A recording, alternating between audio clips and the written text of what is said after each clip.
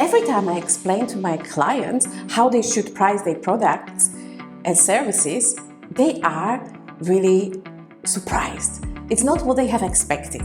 And so all the criteria and what the price really means and how they should price their product, I would like to share today with you so that it can help you to price your products better, to really understand what's behind the pricing, and it will help you to make a better decision concerning your prices, and hopefully also it will help you to sell more and to sell better.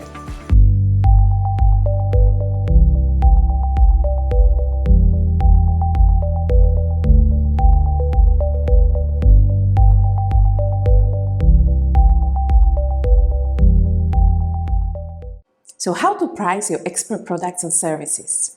First of all, let me tell you that the price is not something which will determine if your potential buyers will buy from you or not. So if you are currently making decisions based on, well, what do you think that they will buy for, and you're thinking, so making presumptions, don't do that. Because this is not really true and it's not based on reality. In reality, for every price there is a buyer. Melody, great expert, she was already in online business and online marketing many years, and she was doing launches and she was testing different price points. Sometimes it was 2,000, then 1,500, then 3,000. 2,500, so different price point, and the result was always the same. From very similar buyers, always about 3% bought. The price was not something which made difference. Now you may think, okay, but this price point, it's really like very similar, okay? There is no big difference. It's like 1,500 till 3,000.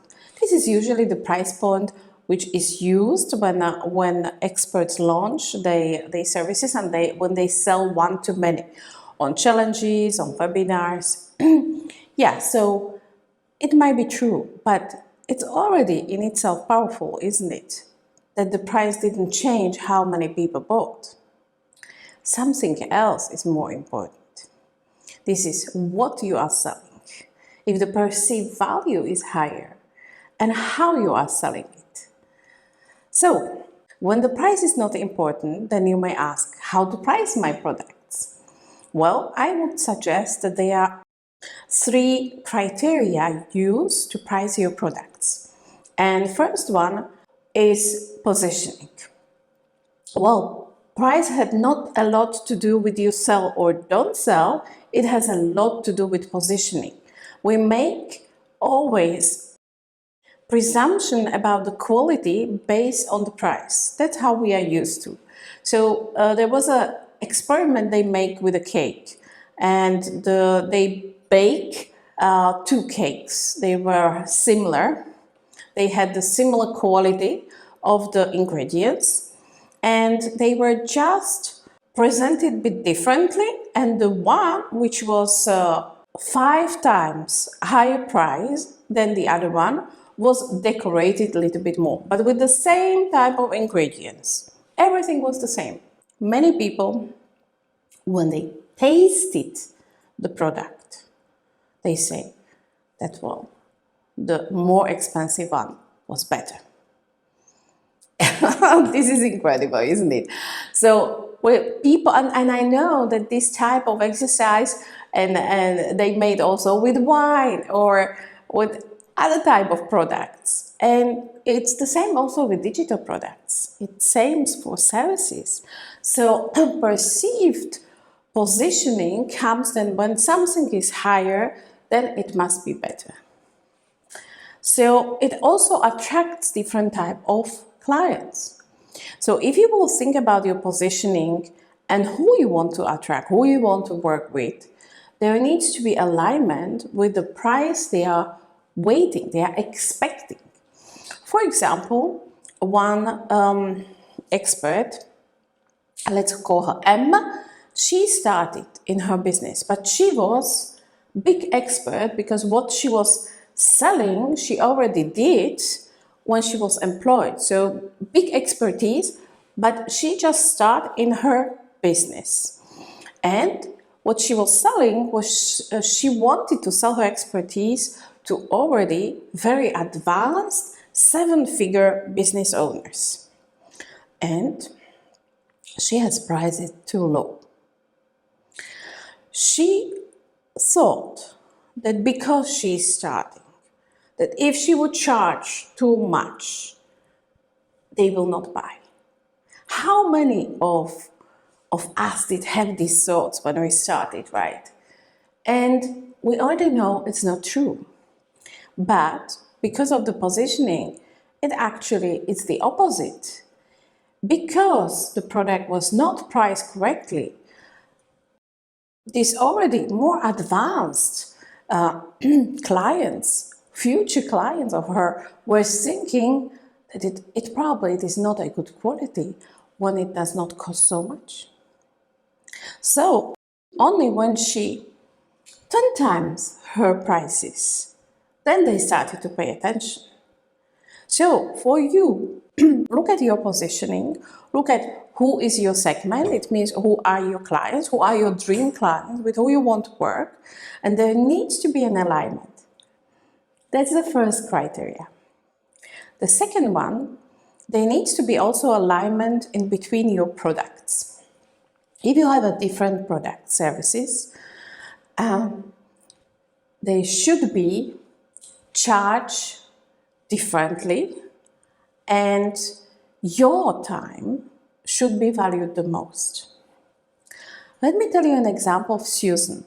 When she came to me and she started to work with me, we first went through everything what she was already offering. And I have seen that she was charging less for her one-on-one as she was charging for group programs. This is a big discrepancy. And she really had the problem, and she didn't want to sell one-on-one, of course, because it was not priced correctly. So she actually didn't like to do that because the clients she attracted, it was a lot of work with one-on-one, because all the motivation is done by a coach when there is a not group. So it was a lot of work for a little reward. So she didn't like it. But we have changed the price, and we priced one-on-one as the series on top of the cake. So it was just for some people who really wanted to have the intimate contact with her as a coach.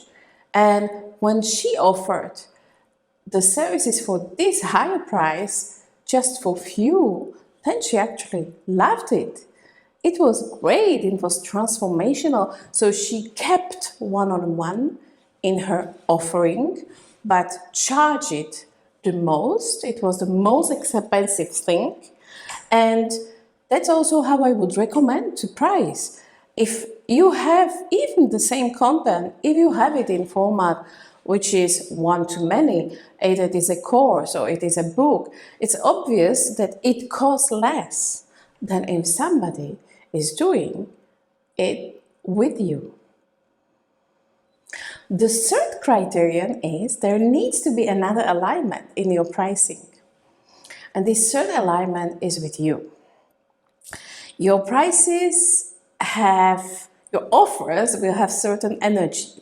It's based on the price, but also on what you offer, what transformation you do. And you have to love your offers. So that your energy is great, because you are actually your first client. When you are selling first to yourself. If you love it, if you love this offer and the price is great, then there is a different energy. And I know it because it can be also, unfortunately, turn the other way around. I have seen many experts that they actually sabotage their own success because there was something wrong with the price. they were not in alignment. Their energy, their thoughts, their emotions behind the price was not there. And so, even if not consciously, unconsciously, they didn't want to sell. So this is the third alignment. So let me repeat, the price is not something which will decide if somebody buys from you or not, because there is a buyer for every price. However, there needs to be alignment in your pricing. First, there needs to be alignment with your positioning, who you want to work with, so that they perceive the value also behind the price. The second, there needs to be alignment between your different offers you have, and you should charge more the ones where you are personally involved. And the third alignment is between you, your energy, and your emotions, and your offer, and the energy of your offer with the price. You have to be excited about this pricing, about this offer, so that you don't sabotage your own success. And I wish you all the best, great price, great offers, and a lot of success in your expert business.